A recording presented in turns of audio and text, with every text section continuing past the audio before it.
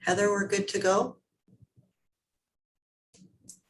We are good to go. Thank you for your patience. Thank you very much. Mr. Chair, the meeting is yours. Okay, thank you, Heather. So it is 9:35. We'll call this Long-Term Care Committee of Management meeting to order. I'd like to welcome members of the committee and senior staff and any members of the public that may be joining us virtually. Just to remind the elected officials of their obligation to declare a pecuniary interest or an interest. Seeing nothing, if anything should arise, you may declare it at that time. We have a number of reports this morning. We have our first report is the Long-Term Care Committee of Management 13-21 Long-Term Care Operational Report to the Committee of Management for the period of April 15th to June 14th, 2021 be received for information. Can I have a mover, please, to get that on the floor? Moved by Dwight and seconded by Christine. Jennifer, are you starting this one? The floor is yours. I am. Thank you, Mr. Chair. As you mentioned, there are a number of important reports on the agenda today. So I'm just going to highlight a couple of areas from the operational report, and then all of the leaders are available for any questions that you might have. I'd like you just to note in the quality section that the quality data has not changed in this chart from the previous report. We have just received the new data, and we'll be discussing that at our next meeting where we have an operational report. And the other highlighted area I'd like to focus on is the inspection, Ministry of Long-Term Care inspections. There was an inspection at Lee Manor in April, and the report received the end of May. The inspector was conducting a complaints inspection for which there were no findings of non-compliance, and also a critical incident inspection. A written notification was issued related to post-fall assessments, and the team has created a voluntary plan of correction, which includes providing education to the registered staff team. An inspector also visited Rockwood Terrace during the reporting period, and we have only just received the licensed copy of the report yesterday, and the public copy will follow. So we will be able to discuss that in more detail at our next meeting. There are a number of events, projects, Color It stories, special acknowledgements to team members and Grey County partners also in the report. And we are all available to answer any questions that you might have. All right, thanks, Jennifer. And just before I go to the committee members, I saw in the report the Rotary Clubs of Thornbury, Clarksburg, I believe Markdale, Hanover, and Owen Sound. Want to extend our sincere appreciation to those organizations for the sunshades that were put up at all three facilities. It's a wonderful addition, for both the family and the residents. So I'm not sure if the committee of management should be sending out anything formal, but I'll leave that for the committee to decide. Okay, any questions on the report from members of the committee?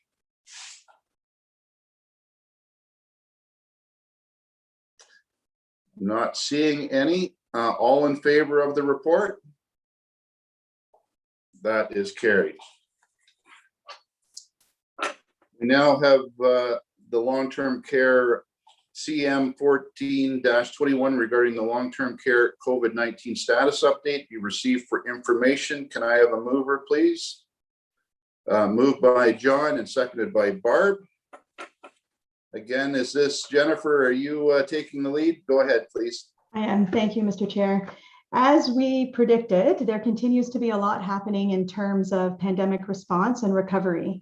There is a lot of detail in this COVID update, and I'm just going to highlight a few items. I'd like to acknowledge that the teams in each care community are conducting on average 1,400 rapid antigen tests per week to support our surveillance testing and our visiting strategies. And that's a lot of tests every week. So I just wanted to do a shout out to the teams for their continued efforts in establishing mini labs and processes that are a finely tuned machine.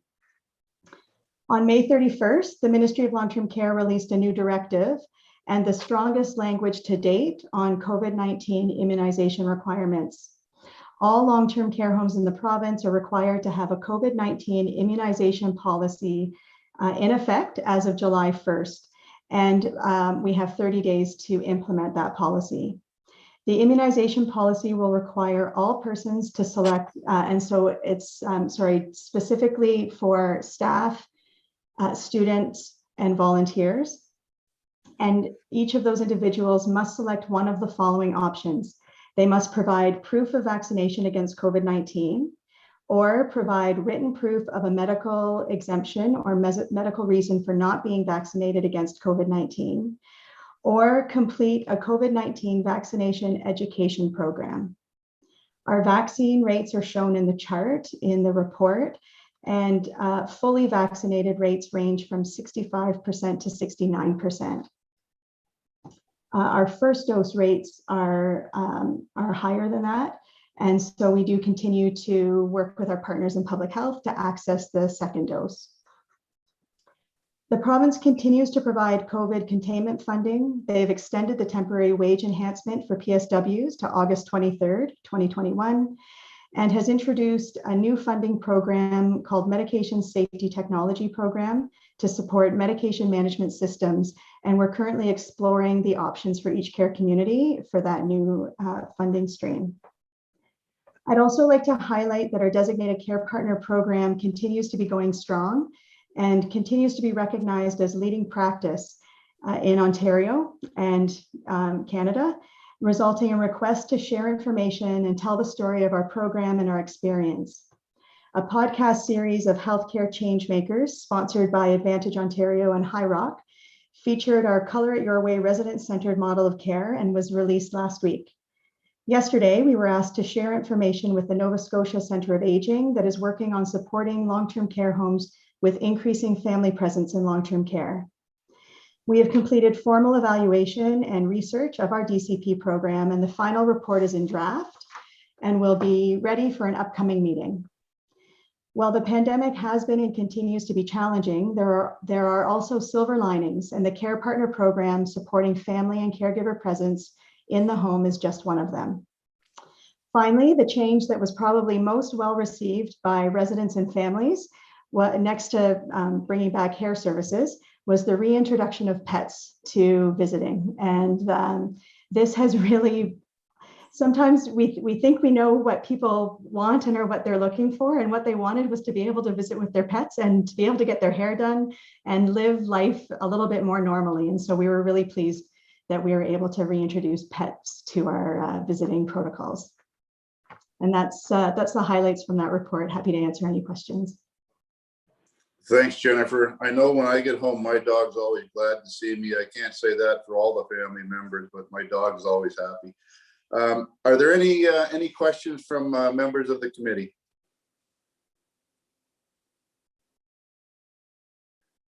Jennifer, just one question from the chair around the vaccination of our staff. Just the, it's 11 or 12% difference between the percentages of the first vaccination and second vaccination. Have the second dose vaccinations been made available to our staff? I'm just wondering why, if they have, why there hasn't been more of an uptick in the second dose. Yeah, thank you for that question. It's really, there's a number of contributing factors. Supply of vaccine continues to be a challenge. Access to vaccine is something that needs a lot of coordinating and support. So that's something that we're working with. We have last week or the week prior received a number of doses on site, and we're able to offer the second dose on site at the long-term care home. And that was in partnership and supported by public health, which is really great. And then some of it will also be timing. So some of those individuals are just not quite at their time to get their second dose. Okay, thank you. All right, seeing no other questions, all in favor of the report? That is carried. We now have a report LTCR CM 1521 regarding the long-term care 2022 to 2031 draft 10-year capital forecast we received. and that it be forwarded for inclusion in the corporate 10-year capital forecast 2022 to 2031 for consideration by County Council, and that the projects proposed in the first year of the 2022 to 2031 10-year capital be used for planning purposes for the 2022 budget. Mover, please. Moved by John and seconded by Brian. Joanna, you're likely on deck for this one. We'll turn it over to you. Yes, I am. Thank you very much, Chair Mackey. So good morning to all the committee members. This report is our 10-year capital for the long-term care department. So it presents anticipated capital expenditures for the long-term care department over a 10-year planning horizon. So from 2022 to 2031. This is a helpful planning resource for staff to avoid unpleasant surprises. It helps us look at our cash flows to ensure that they are adequate and to make sure our reserve balances are sufficient. So we just want to be prepared for what's to come. So to prepare these, what we do is we look at our building condition assessments on our buildings. So they're done every 5 years. So we use these when predicting the dates and costs of projects to be completed over the 10 years. So this year, our new building condition assessments were very close to being finalized, but the work was delayed due to COVID. So staff used a combination of the existing building condition assessments, the new draft reports, and staff assessments in order to prepare this forecast. There are assumptions built in for inflationary adjustments and building condition cost assessments. And there are some attachments to this report. So every home has a summary and redevelopment has a summary. And so every project begins with a project sheet. So the project sheet has the name of the project, the estimated useful life, the location, the need and benefit to the project, and the consequence of not doing the project are all in there. And the funding sources for the project are in there as well. So every project sheet rolls up to the home summary, and then the home summaries roll up to the long-term care capital summary, which is the first attachment in the report. So we're proposing capital funding needs for 2022 at just over 2.2 million, which is an increase of 16,500 from the 2021 approved capital budget, which is a 0.75% increase. So in the body of the report, we've included a list of notable items for each home. This includes, so we would indicate in the notable items, projects that are new to the capital forecast, projects where the timing has changed from the previous plan, and projects where cost estimates have changed significantly, either up or down. So I did want to emphasize that this is not a budget. This 10-year capital plan does not replace the annual budgeting process that happens every year. It is simply a planning tool that helps guide decision-making. So as stated in the motion, the projects proposed in 2022 of the capital forecast are used as a starting point for the 2022 capital budget for consideration. So council will have another opportunity at that budget process to approve or not approve projects then. So in terms of redevelopment, this proposed capital forecast also includes a transfer to reserve of just under 1.4 million every year. So as you're aware, we've initiated the planning phase for the redevelopment of Rockwood Terrace and Great Gables, and we've secured full service project management resources to assist the county to keep these projects on time, on budget, and in full compliance with provincial requirements. We will include project costs for redevelopment when this information becomes available. So right now, all you'll see is the transfer to reserve. So unless there's any questions from me, I can pass on to Karen to discuss Rockwood's notable changes. Okay, yeah, we'll maybe go to Karen and get those notable changes, and we'll take questions at the end if that's all right with the committee. Karen, go ahead. Sorry, I had to find my unmute button. Good morning, everybody.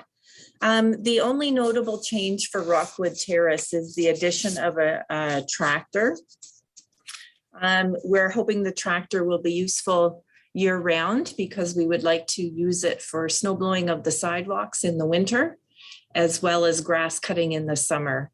Currently, we contract out grass cutting, but it seems to be getting increasingly difficult to find someone that does a good job. So in consultation with the maintenance folks here at Rockwood, they're thinking that maybe they could do a better job and would like to take that on themselves. They currently use a walk behind snow blower to clean the sidewalks. So this will help in that regard as well. And it's something we could take to the new home. So something that's going to be useful for the future. That is the only change for us. And I'm not sure if anybody wants to talk about anything else on the spreadsheet, but I would be happy to do so if they wish to. All right, thank you, Karen. Any questions from committee members?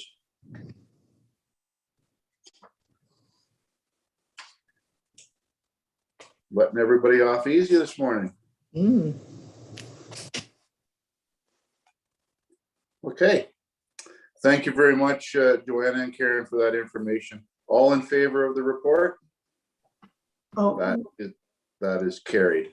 Sorry, Jennifer, did you have something? sorry, Mr. Chair. I was just going to bring to your attention that Shannon and Stacy are prepared to go over the notable changes from each of their care communities as well, and they're all lumped into one report, one motion. Sorry, I thought when Karen said what she was going to look after all of it, but no, we'll go with, sorry, we'll go to Shannon now for Gray Gables with all the proposed additions there. Shannon, go ahead. Morning. Thank you. Good morning, Mr. Chair. I just wanted to bring to your attention, so the changes that impact 2022 and 2024 capital projects from Gray Gables are the entrance doors that are an existing project that we would like to move from 2021 to 2022. We were unable to complete the project due to COVID restrictions, as well as the Long-Term Care Act requires us to have a 2/3 by 1/3 door for accessibility, which also has contributed to the increase in the cost. So the projected cost of this project is $50,000. The retaining wall is also an existing project that we would like to move from 2021 to 2022. With not being able to find contractors and the increasing cost of the materials, the projected cost is now at $40,000. The heating and cooling systems are also an existing project that we would like to push out from 2022 to spread over 2 years, 2023 and 2024. With an increase in the cost, the projected cost is now $39,500 in both years. The dry sprinkler system is a new project that the BCA identified in the 2021 report to be at its end of life. And we would like to add it into the 2022 budget or capital budget with a cost of $71,400. The fencing in the Memorial Garden is a new project that we would like to add to 2022. This is the safety of the residents and the security of the residents to be able to wander in the garden. The cost of materials has drastically increased, so we are looking at a different option for materials. This costing is from a quote we received prior to this report being submitted, and the cost is $165,000. Our voice communication system, which is our paging system for emergencies, we would like to move forward from 2024 to 2022, as it is also at the end of its life. This is a projected cost of $10,000. And the parking lot curbs and guards, it's projected, our project is an existing project that was approved, and we would like to move it from 2024 to 2025. And this move will coincide with the redevelopment and the hospital build.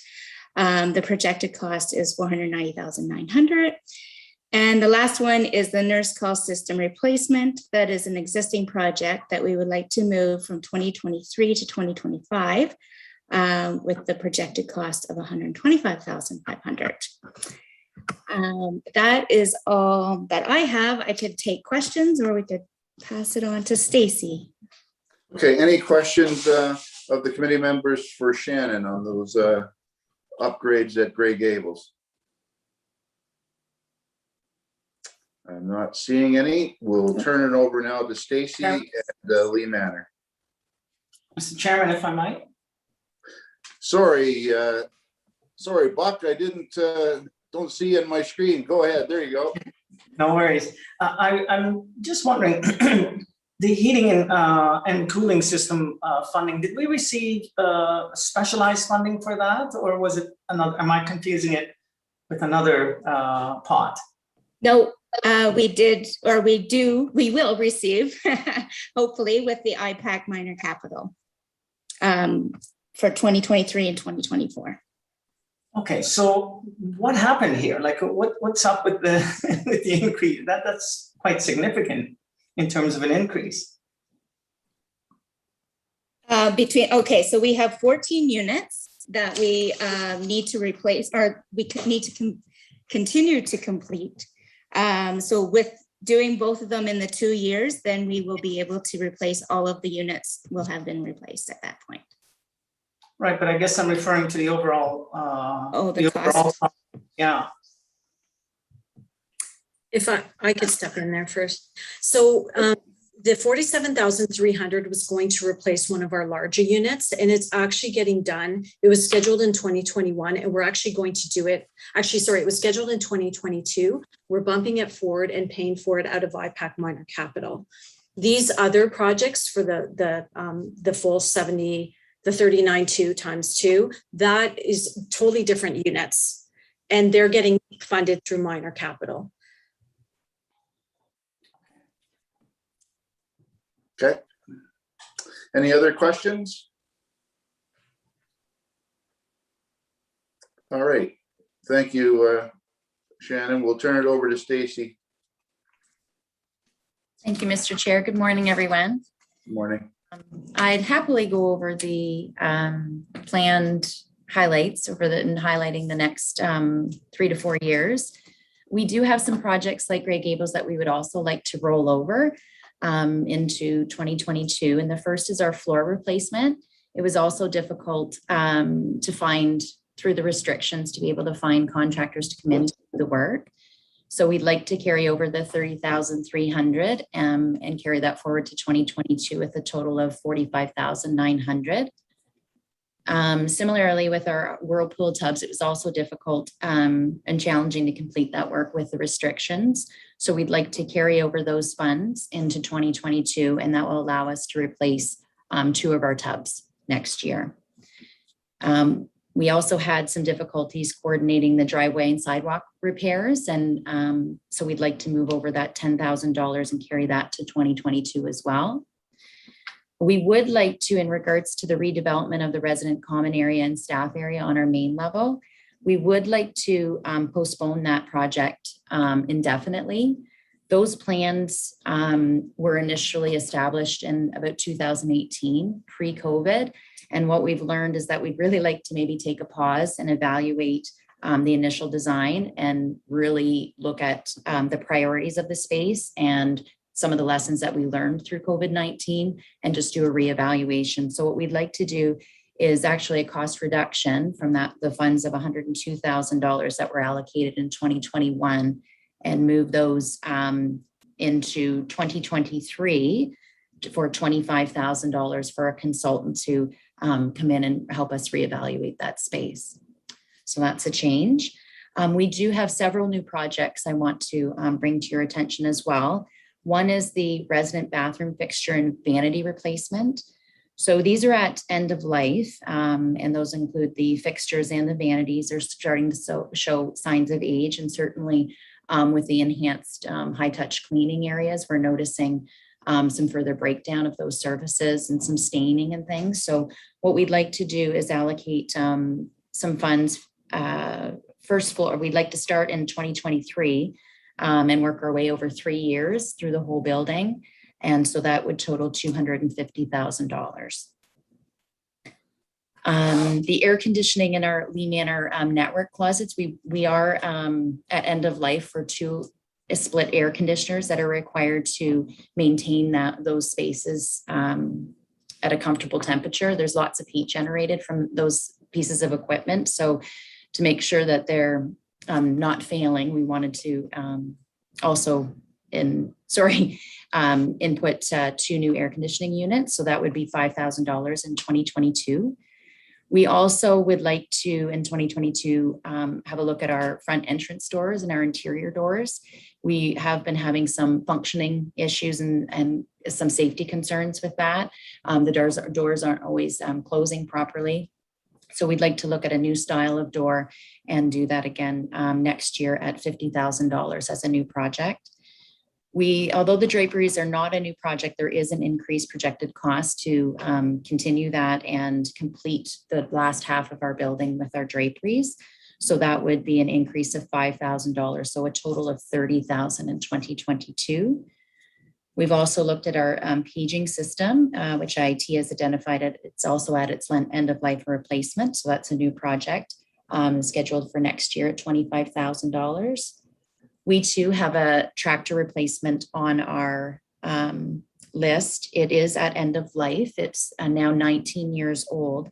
So to replace that existing piece of equipment, and it does require some additional functions here on our property. We have some curved roads and or pathways, and also where our parking lots are, it does require some additional functions. So to support a rear steer and a zero turn capability. So that is estimated at $50,000, and that would be for 2022 as well. The Wander Guard replacement, again, is also at end of life replacement. This is a new project, and it was previously installed in 2012, and we've allocated $35,000 to that project. And lastly, our home resident home area furniture, and this specifically includes our bedside table and chairs, which is a ministry requirement to have that in every resident room. And we'd also added in here lounge tables, chairs, and we have some custom cabinetry in those areas that, again, are nearing its end of life. So we've allocated $153,000 and spread that over between 24, 25, and 26. So those are our highlights, focusing on the next 3 years. If there's any questions. Okay, thank you, Stacy. Questions from committee members? Barb, go ahead.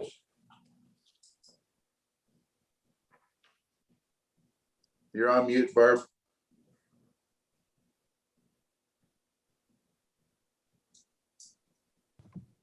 Thank you, Mr. Chair. Sorry, that mute button eludes us all at times. Thanks so much, Stacy, for your reports, and also Karen and Shannon. Very, very well done. Just a question, and I think I probably know the answer, but just to touch base with regard to the redevelopment of the common area and the staff area, and the reduction from a budgeted amount in 2021 from 102,000 to the reduction of 25,000 in 2023. The residual would go into reserves, I'm assuming. Is that the plan for that and for that specific project, or what? Where would it be directed? Joanna, you probably were taking that one. Yes. So the original 102,000 was going to be funded from reserve, and because it didn't happen, the money just stayed in reserve.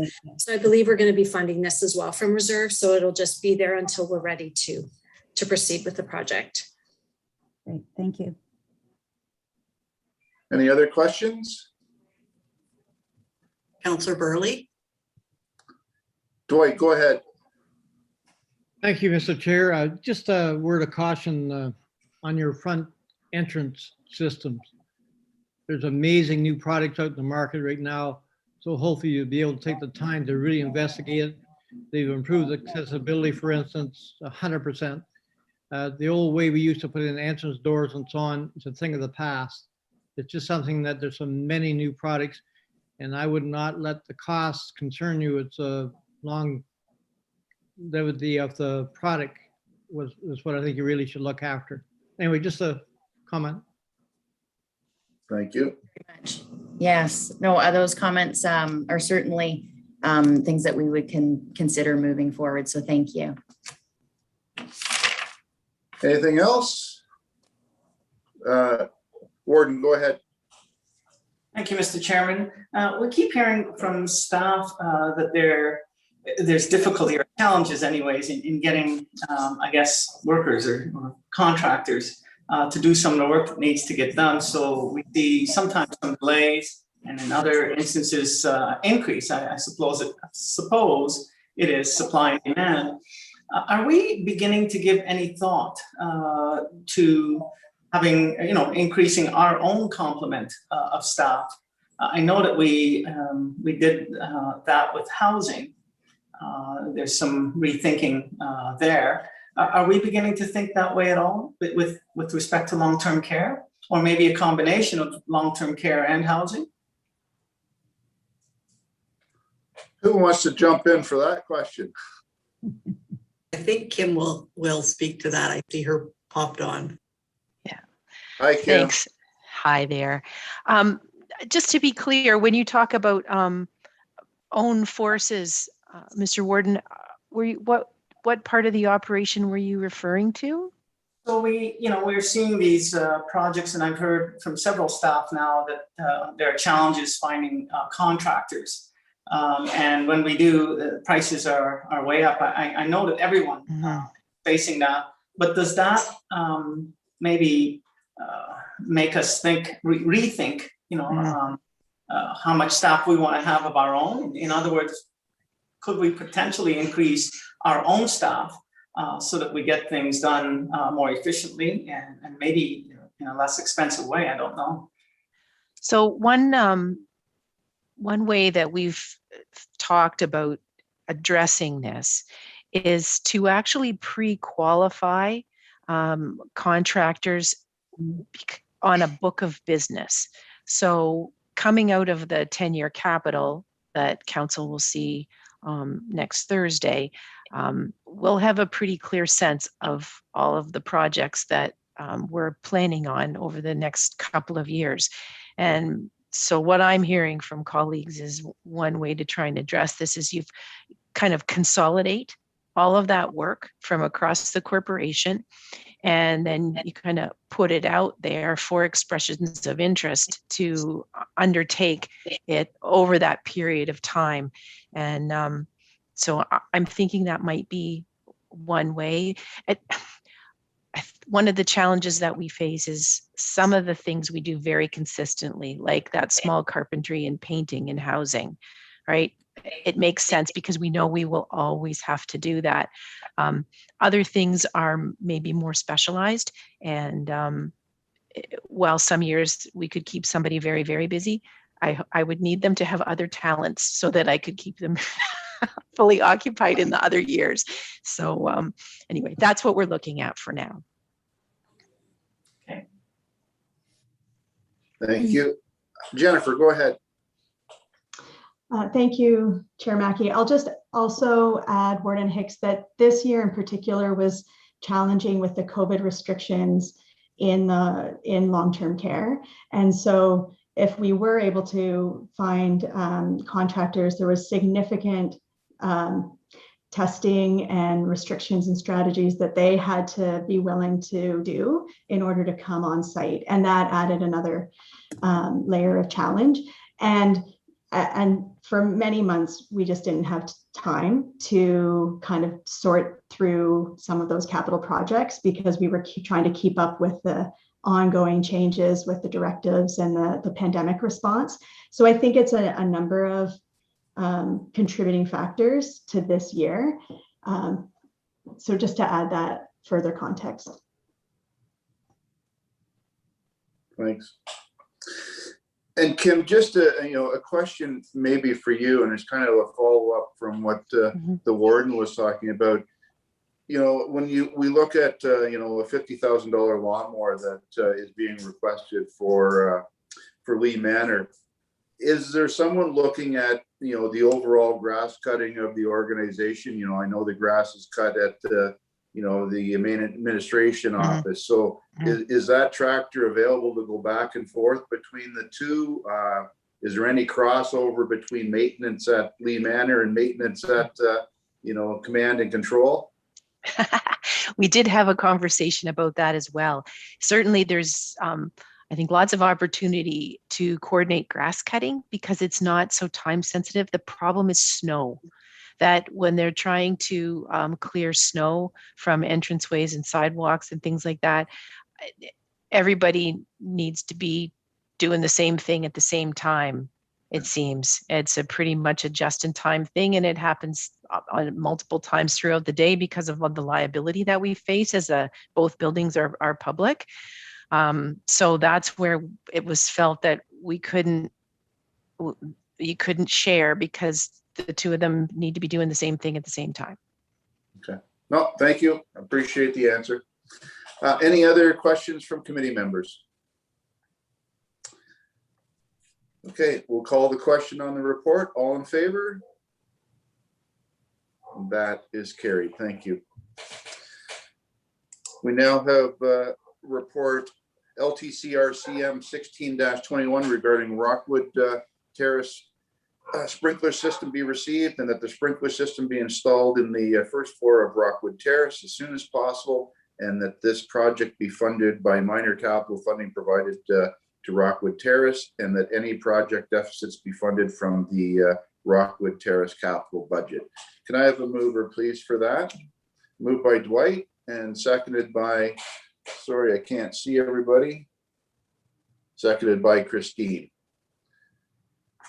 All right, probably Karen, you're leading us on this one. Go ahead, please. Thank you, Mr. Chair. So at our last meeting, we talked briefly about sprinklers at Rockwood Terrace, and staff were asked to bring a report back to this meeting. So that's the purpose of the report. Just in summary, sprinklers were installed on the second and third floors at Rockwood Terrace back in 2014. We did not sprinkler the first floor at that time because we were looking at significant renovations that were going to affect the first floor. In 2018, there was a report regarding these sprinklers presented at the Long-Term Care Committee meeting. And at that time, the committee decided to hold on the sprinklers. And the staff were supposed to bring back a report to Long-Term Care Committee in 2019. And I must confess that that did not happen. So here we are today. Legislation requires us as a care occupancy to have the home sprinklered by January 1st, 2025. And at the redevelopment kickoff meeting held on May 31st, 21, representatives from Collier's Project Leaders Incorporated indicated that the draft timeline for completion of the new care community would be early 2025. This potentially would leave the current Rockwood Terrace non-compliant with Ontario Regulation 213-07, the fire code. Therefore, we are recommending that the sprinklers do be installed on the first floor. We've said as soon as possible. We figure we might as well get as much coverage from them as we can.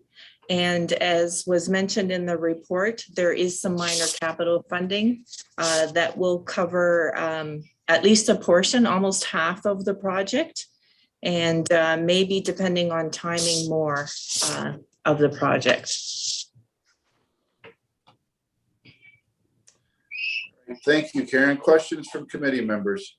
Dwight, go ahead. Thank you, Mr. Chair. Karen, I would like to ask you two questions, and maybe you can answer, maybe you can't. The main trunk line that was installed there a few years ago, brought in to feed the sprinkler system, is it adequate to take this extra floor on? And is it your main concern? We talked about this at long-term committee quite a long time ago, and the committee felt it wasn't necessary until after we'd done the renovations or the new home. So is it mainly a safety concern of the residents? Is what we're trying to make sure we're protected? Yeah, so to answer the first question, when the sprinklers were installed, we were planning for expansion at that time. So yes, the main trunk is adequate to add on the first floor. As far as your question about resident safety, I think the legislation is worried about resident safety, and that's why they're mandating the sprinklers. So yes, the concern is for the safety of the residents.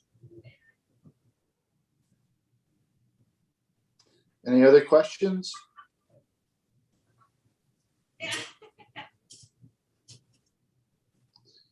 Well, it's a tough pill to swallow, Karen. We certainly understand, though, that you are caught between a rock and a hard spot here, and the legislation kind of trumps what our feelings are.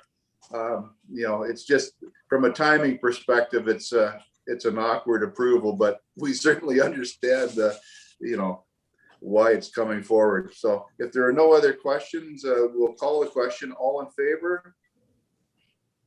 That is carried. Thank you. Okay, we have the assessment of Long-Term Care Commission recommendations. There was a presentation that members of the committee received, and probably Jennifer, you're going to take us through this, or was that just for information? I am going to take you through it. I'm just going to highlight just a handful of the slides. So I am going to share my screen. Thank you, Mr. Chair. At least I think I'm going to. Let's see. Someone give me a thumbs up that you can see the, okay, great. Thank you very much. Okay, so the Long-Term Care Commission final report was released recently, and it is a 385-page document and includes 85 recommendations. We have summarized the 85 recommendations into themes. And I just want to do a bit of an overview of the mandate of the commission. And so they were to investigate why COVID-19 spread in long-term care homes, what was done to prevent it, and the impact of the key elements of the existing system, and to make recommendations aimed at preventing future outbreaks in long-term care. The commissioner went beyond this in some areas because of the testimonies that they received and that they heard, and in fact, provided recommendations beyond just preventing outbreaks, but also in a focus on providing and improving quality of care for residents living in long-term care.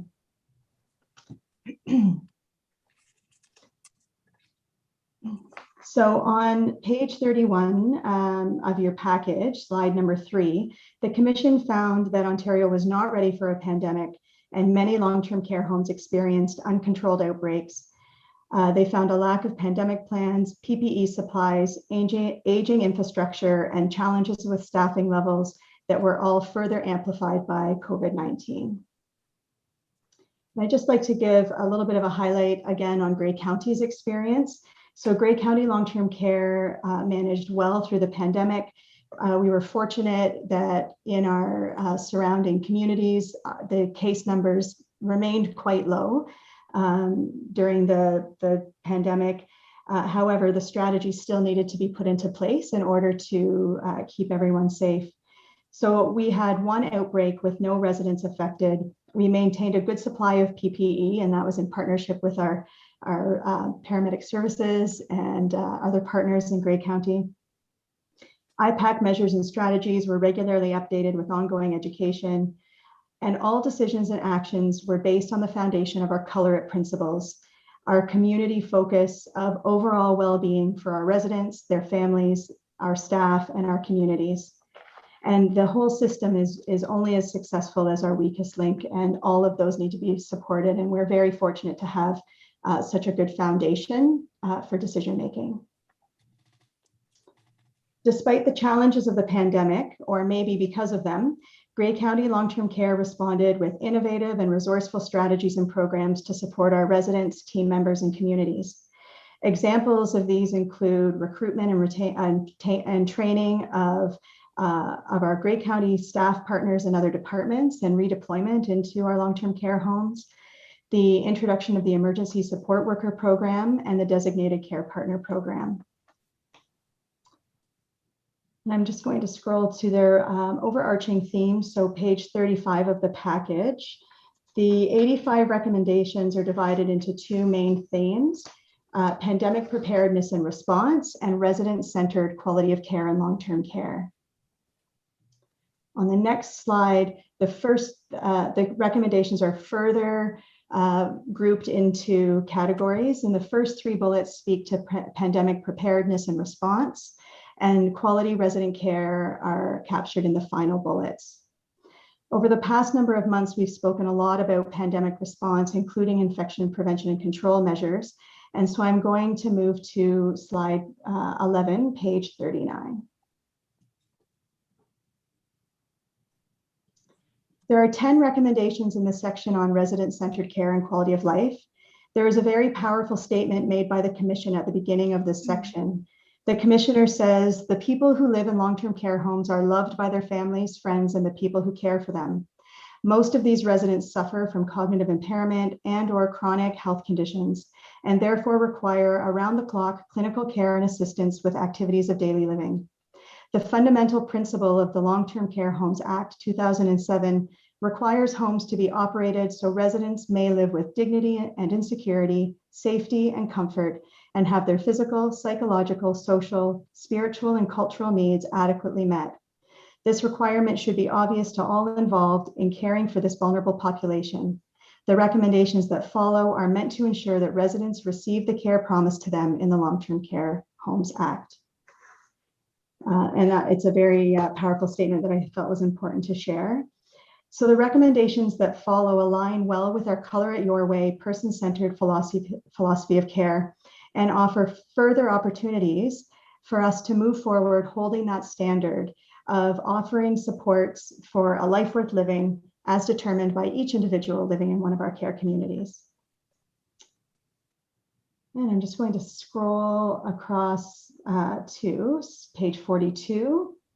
The next series of recommendations address the human resources challenges that long-term care was experiencing before the pandemic and has only been made more stark because of the pandemic. Two areas to highlight in these recommendations include that, so the Ministry of Long-Term Care released the Ontario's Long-Term Care Staffing Plan early in 2021. And it's recommended that that plan be accelerated. And then the other point that I'd just like to highlight is supporting the target staffing mix for 4 hours of direct resident care. And the following slides just go into a little bit more detail on that.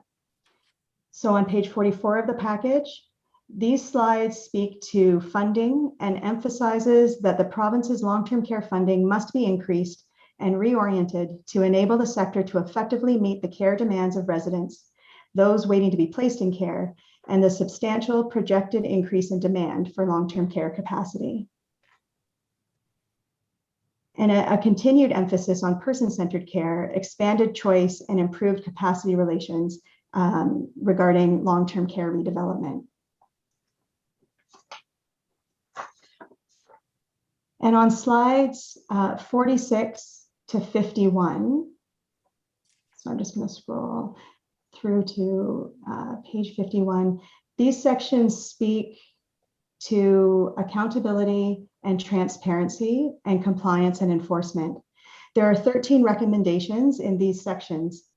Throughout the pandemic, we have heard and shared stories about inspections and enforcement, and the hope is that we will see changes to the system to an approach that provides reports that are transparent, accessible, and easy to understand for members of the public.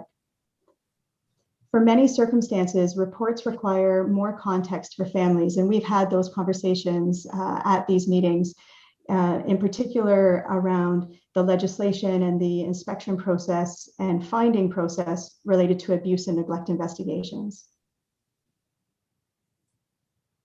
And so there's some sections about responding to the commission, and on page 53, the final recommendation of the report asks the Ministry of Long-Term Care to provide a report on the 1st and 3rd anniversary of the release of this commission report. And so what are the next steps? This slide deck was put together from our review of the commission report and also from information that we have received from Advantage Ontario, which is our association. So the next steps, as based on Advantage Ontario's presentation, are highlighted here for the province. And our association has also struck a task force to support system transformation and will continue to advocate for long-term care. And finally, we've highlighted 4 main points from the recommendations that will support the Grey County long-term care vision of person-centered care into tomorrow. We are already well on our way with Color It as our person-centered, mission-driven approach to care. Our designated care partner program recognizes the critical role of essential caregivers to each of our residents. We recognize the importance of education and expertise required to support palliative care and end-of-life care, as well as a robust infection prevention and control program. We can't stress enough the need to focus on the human resources challenge. This will be supported by moving to at least 4 hours of direct care per resident. The provincial investments and funding must be increased to appropriately meet the complex healthcare needs of each of our residents. And the last bullet, leadership support and development through mentorship, education, and succession planning also needs to be a focus to ensure success in such a transformative shift in approach to long-term care. In addition to the commission final report, we are all talking about recovery from the pandemic. That's a word that is used a lot. I don't love the term recovery and prefer to suggest that we have an opportunity to design our future, to truly color it into tomorrow. I hope that you found this summary helpful. 385 pages is a lot of information to digest, and we are hoping to compile it into one place for you to be able to reference, and happy to answer any questions if you may have any. Well, thanks very much, Jennifer. When I read through this, I felt really good knowing that, all of our long-term care staff have already done a lot of the heavy lifting, and there weren't too many of these recommendations that I felt weren't already in place in Grey County. So congratulations to all members of our long-term care team for that. Okay, questions from committee members?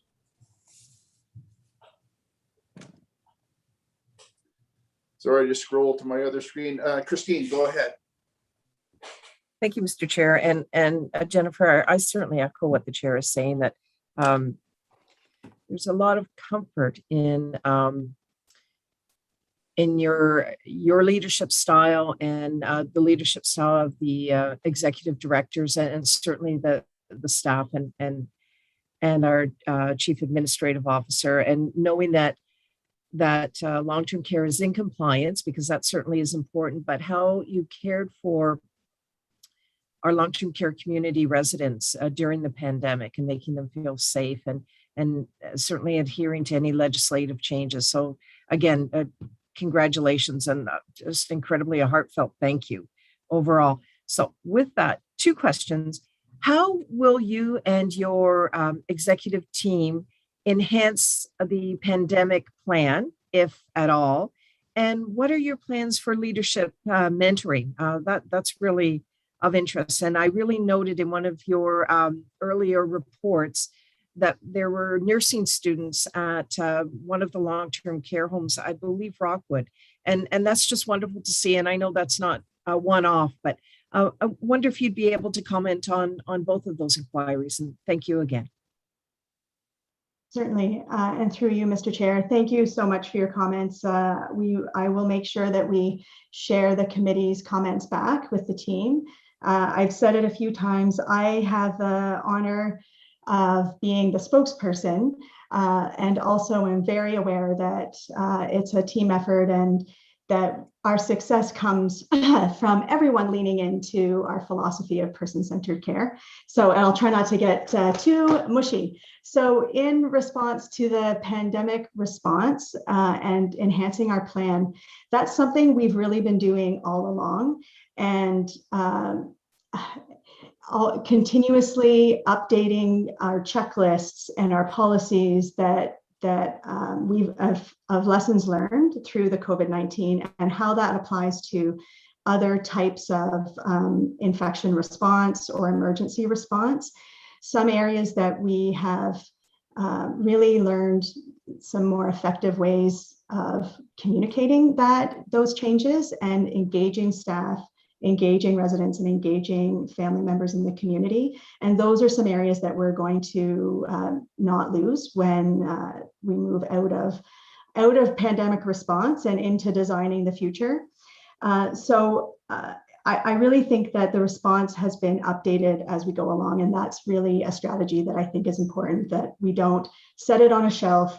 We might set it on a shelf for a few weeks so we can all take a breath, and then we get it back out and make sure that we keep up with changes in our response opportunities. In terms of leadership and mentorship,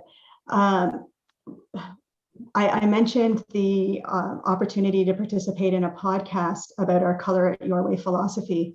And one of the strategies that we're talking about right now and implementing right now is shifting our person-centered response, really not shifting it, expanding it from being about the residents to also being about the team members, the staff members, and that our person-centered response, our Color It values, so community, opportunity, quality and safety, leadership, respectful relationships, that we're applying those values to how we support our staff and our team members in every role.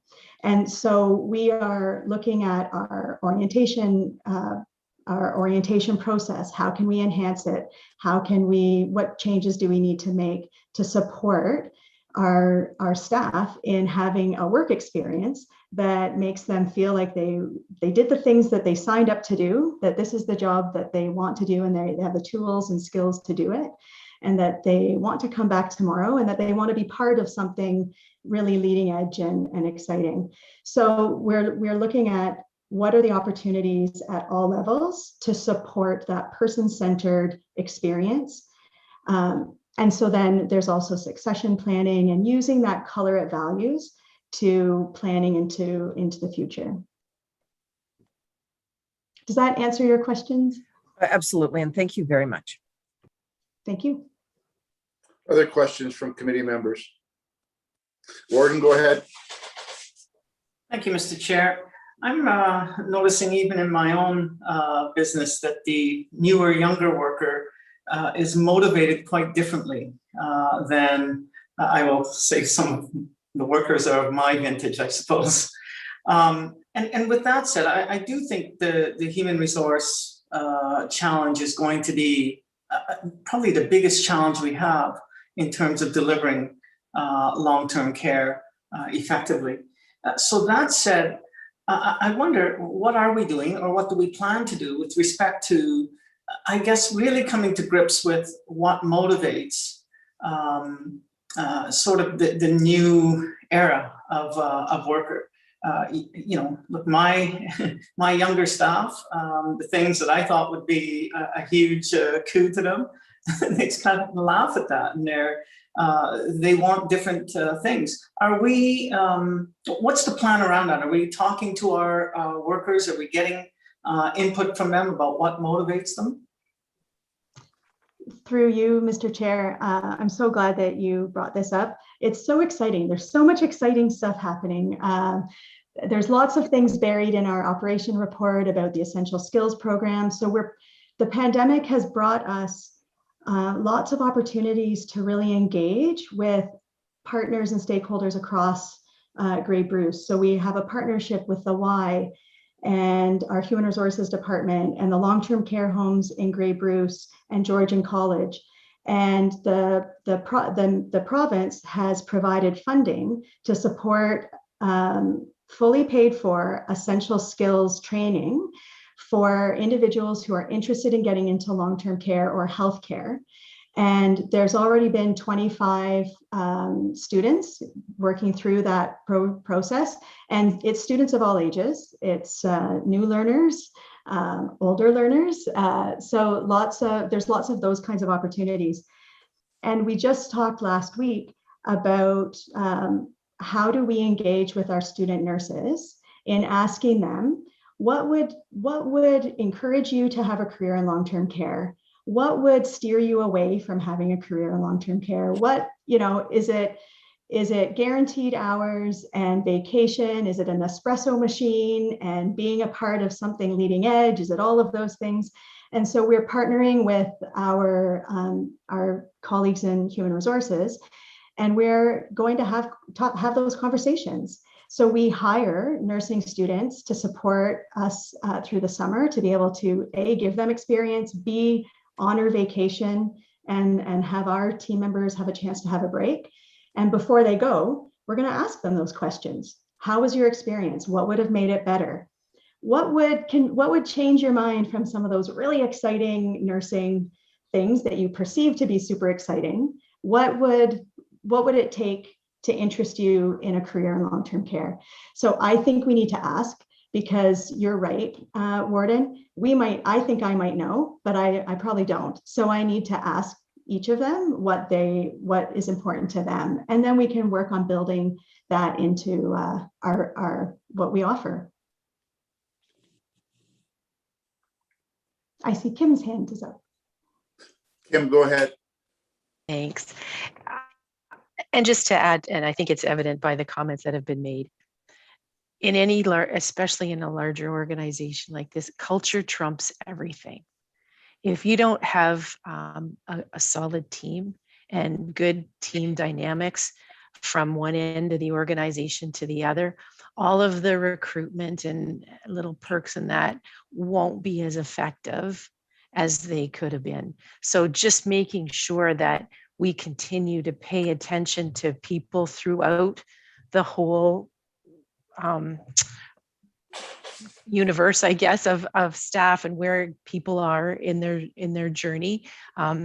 It's a little bit like in economic development, where you talk about investment and attraction, and you pay attention to the people who haven't decided to come to your town yet, and the people that are already in your town are going, hey, what about me?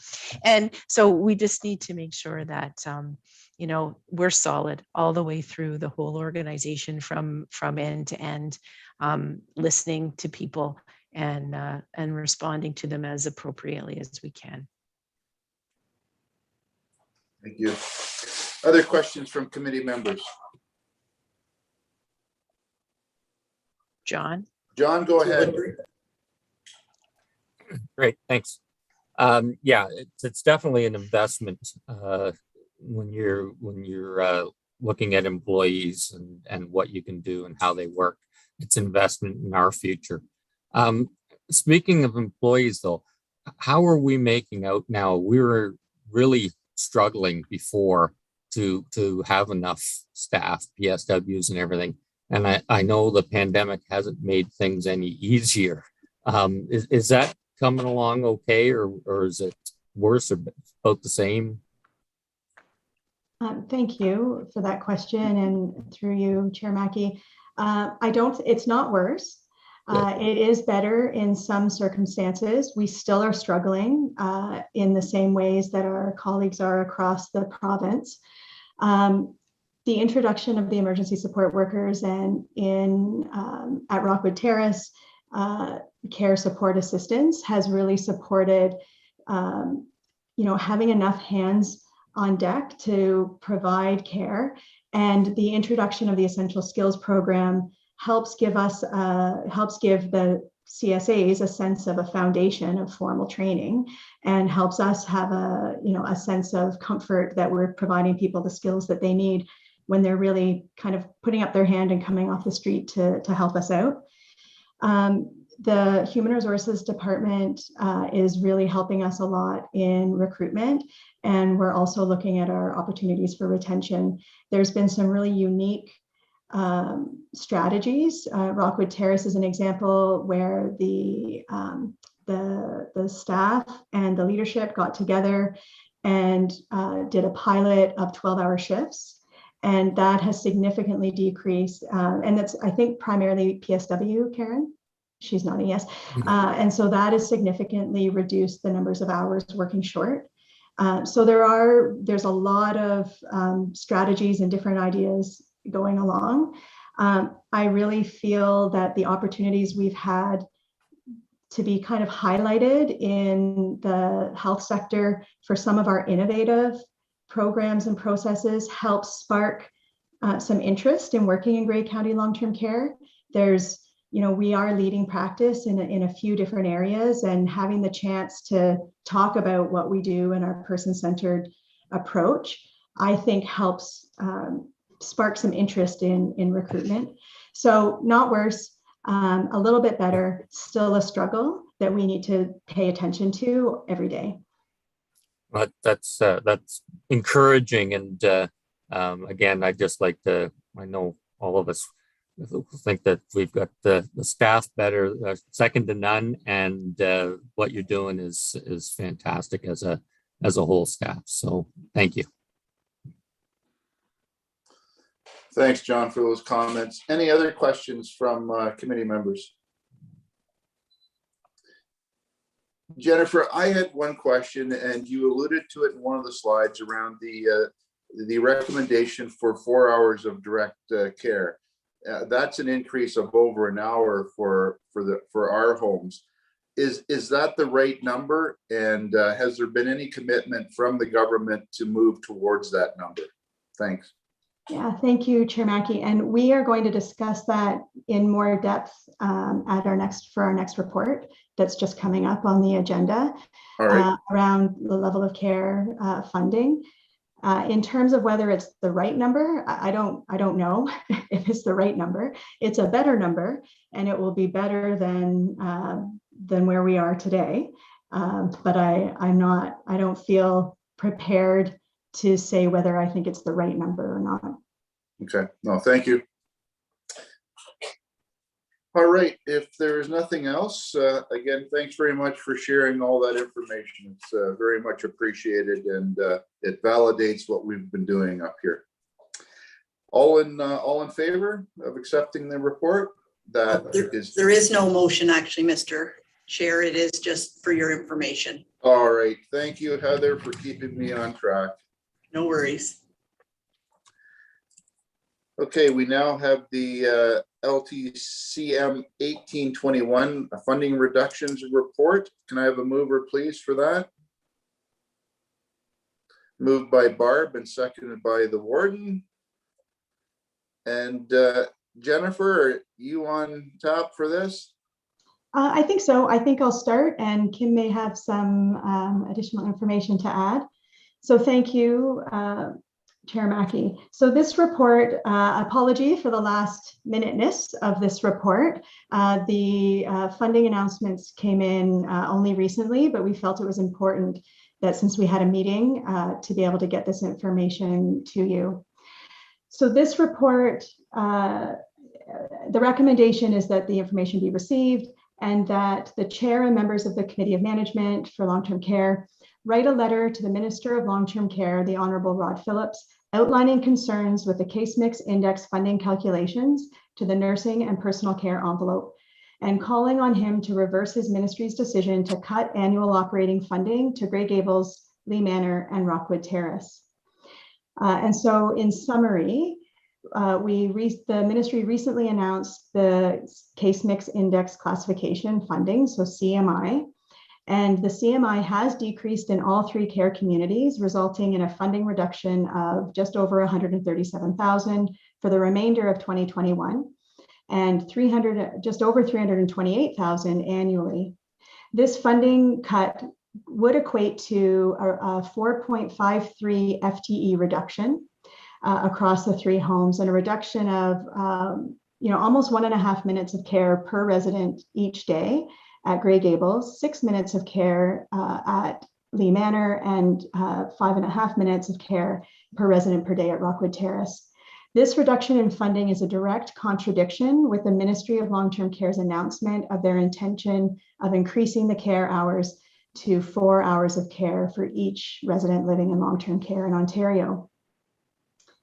There's a little bit of background information about how the CMI is calculated. And I just wanted to highlight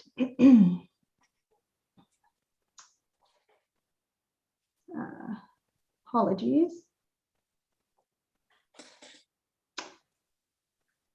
So staff are concerned with this system. I think I wanted to just also highlight, I wanted to highlight that this is old data. So this is data that is already a year old.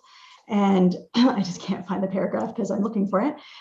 So it makes it even more challenging. It's not reflective of the care needs of the residents today. It's reflective of the care needs of residents a year ago. If I jump in yeah. just for a second, Jen. Absolutely. We've talked about the CMI in the past, and it's been brought up at AMO at the conference and among different tables over the time as being a system that a lot of places had a lot of difficulty with. It's, if you want to compare it to another funding source that we struggle with, it's like the CRF money, where everybody gets some, but how we got to the number that you get is not clear. It feels a bit like there's a pie. There's this much money that they're willing to put forward as CMI funding, and the province slice and dices that, and it comes back to us this way. And there seems to be a lot of winners and losers. Some counties have invested heavily in external resources to try and optimize their CMI. And we've done our best. We haven't gone to that step yet, only because it irks me greatly to think that you have to spend money to try and work through a system. Anyway, with the announcement of a brand new minister of long-term care, it seemed like an opportune time to raise this issue again to the province about how, their messaging is not aligned between we want to provide more support for long-term care service delivery, and yet the resources that we're relying on to be able to do this are being diminished. So it was our hope that as a committee, you agreed that this is something that we needed to raise, and that we could draft a letter to the province just indicating to them that you had concerns and that we wanted them to relook at the funding formula and establish something that was more consistent and more sustainable to the benefit of our residents. All right, thank you, Kim. Thank you, Jennifer. Questions from members of the committee?